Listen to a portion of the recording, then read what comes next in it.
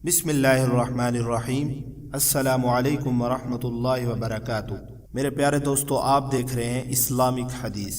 آج میں آپ کے سامنے شکر کے بارے میں چند باتیں کروں گا۔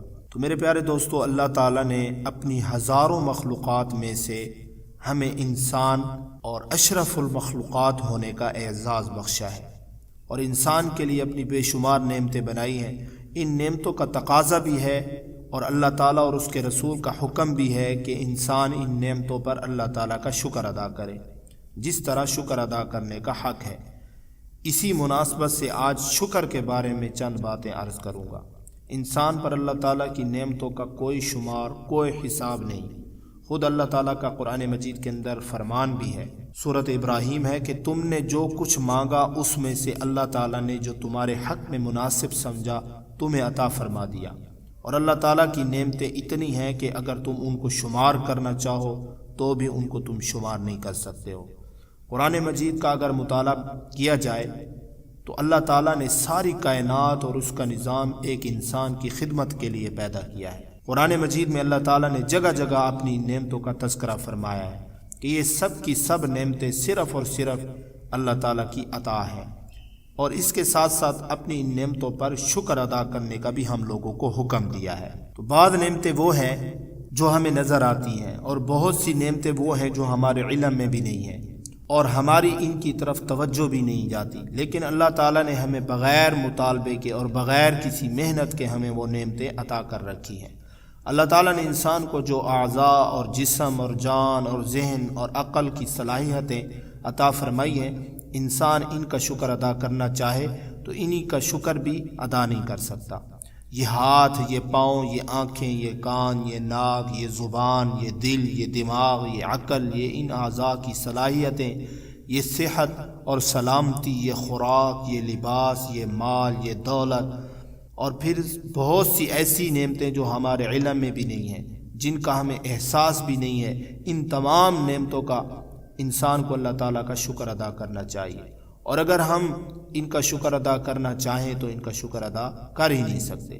اگر ہم صرف ایک یہ نعمت دیکھیں کہ اللہ تعالیٰ نے ہمیں جو سانس کی نعمت دی ہے، اگر ہم اس کا شکر ادا کرنا چاہیں تو سانس کا اندر جانا بھی ایک نعمت ہے، سانس کا پھر باہر آنا یہ دوسری نعمت ہے، یعنی ایک سانس میں ہمیں 2 بار اللہ کا شکر ادا کرنا پڑے گا، اور پھر اس شکر کرنے کی بھی توفیق مل جانا یہ بھی اللہ تعالیٰ کی نعمت ہے۔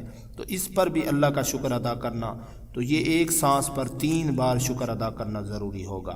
تو اس کا مطلب یہ ہوا کہ اگر ہم ہر سانس میں اللہ کا شکر ادا کرنا شروع کر دیں تو ہم صرف اس ایک نعمت کا شکر ادا نہیں کر سکتے، تو اللہ کی ساری نعمتوں کا شکر ہم کیسے ادا کر سکتے ہیں؟ جبکہ آج اگر دیکھا جائے تو ہر آدمی کی زبان پر شکوے ہی شکوے ہیں۔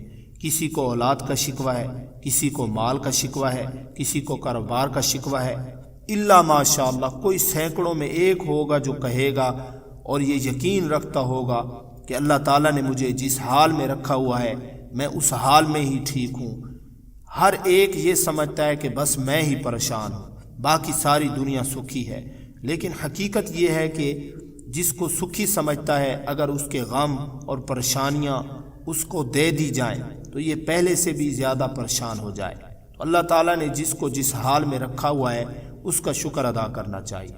سچی بات تو یہ ہے کہ اس نے ہمیں لاکھوں لوگوں سے بہتر حال میں رکھا ہوا ہے۔ اگر آپ غور کریں تو آپ کو نظر آئے گا کہ اللہ تعالیٰ نے ہمیں ایسی بہت سی نعمتیں دے رکھی ہیں جو بہت سے انسانوں کو میسر بھی نہیں ہیں۔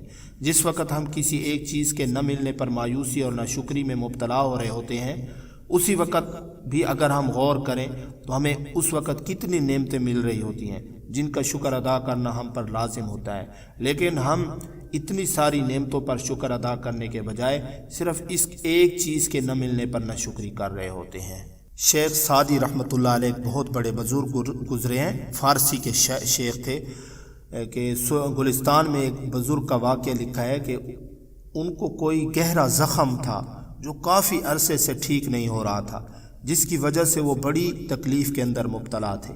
ایک شخص ان کی تیمارداری کو گئے تو کہنے لگے الحمدللہ، یعنی اللہ کا شکر ہے کہ میں اس مصیبت میں گرفتار ہوں لیکن معصیت میں نہیں، اللہ نے یہ ایک تھوڑی سی تکلیف میں مبتلا کر دیا، لیکن اس کا شکر ہے کہ اس نے مجھے کتنے گناہوں سے تو بچا رکھا ہے۔ اسی طرح ایک اور اللہ والے بیمار تھے، کوئی ان کی تیمارداری کے لیے گیا تو وہ کہنے لگے الحمدللہ اللہ نے مجھے بینائی بھی دی ہوئی ہے اور وہ صحیح کام بھی کر رہی ہے، الحمدللہ میری آنکھیں بھی بالکل ٹھیک ہیں، الحمدللہ میری بول چال بھی بالکل ٹھیک ہے، الحمدللہ میرے ہاتھ پاؤں بھی بالکل ٹھیک ہیں، بس یہ تھوڑی سی بیماری ہے، اس سے بھی اللہ پاک اپنے فضل سے مجھے شفا عطا فرمائیں گے۔ شیخ سعدی فرماتے ہیں کہ ایک بار ایسا ہوا کہ میرے پاس جوتے نہیں تھے اور جوتے لینے کے لیے پیسے بھی نہیں تھے۔ اب میں اس پر بڑا پریشان ہو رہا تھا۔ اب جمعہ کی نماز پڑھنے کے لیے میں نے جانا تھا، لیکن پاؤں میں جوتا نہیں تھا۔ اب میں ننگے پاؤں مسجد میں پہنچا۔ اب میں دل میں شرمندہ ہو رہا تھا، لیکن جب میں مسجد میں پہنچا تو میں نے دیکھا کہ وہاں ایک شخص جمعے کی نماز پڑھنے کے لیے آیا ہوا ہے اور اس کے پاؤں ہی نہیں ہیں۔ یہ دیکھ کر میں نے اللہ کا شکر ادا کیا کہ یا اللہ تیرا شکر ہے کہ میرے پاس جوتا نہیں، لیکن تو نے مجھے پاؤں تو عطا کر رکھے ہیں، اس کے پاس تو پاؤں بھی نہیں ہے۔ اس کا مطلب یہ ہوا کہ ہمیں ہر حال میں اللہ کا شکر ادا کرتے رہنا چاہیے اور ہمیشہ اللہ تعالیٰ کو شکر کے ساتھ یاد کرنا چاہیے۔